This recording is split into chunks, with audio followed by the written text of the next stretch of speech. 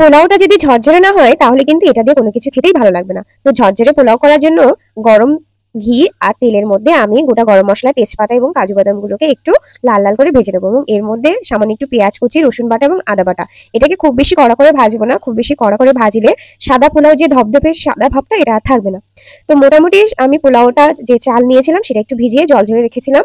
আর খুব সুন্দর করে আমি পোলাওটা ঝরঝরে করে একদম ভেজে নিয়েছিলাম। তার মধ্যে যে কয় কাপ আমি চাল নিয়েছিলাম তার ডাবল আমি জল নিয়েছিলাম। যেমন 6 কাপের জন্য আমি 12 কাপ জল নিয়েছিলাম। এবং অবশ্যই পোলাও চালে অবশ্যই আপনি একটু গুঁড়ো দুধ ব্যবহার করবেন। গুঁড়ো দুধ না দিলে সেই স্বাদটা আর কি আসে না।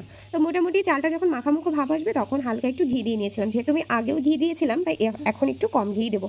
আর মোটামুটি এরকম জলটা শুকিয়ে আসলে আপনারা উপর থেকে যে আগে থেকে যে পেঁয়াজ বেরেস্তা আমি করে রেখেছিলাম, পেঁয়াজ বেরেস্তাটা এর উপরে আমি ছড়িয়ে দেবো। ব্যাস ঝটপট আমার তৈরি হয়ে গেল পোলাও। এটা কিন্তু আপনি চিকেন বা বাগদা বলেন, ডিমের কোরমা বলেন, সব কিছুর সাথে এই পোলাওটা খেতে ভালোই লাগবে।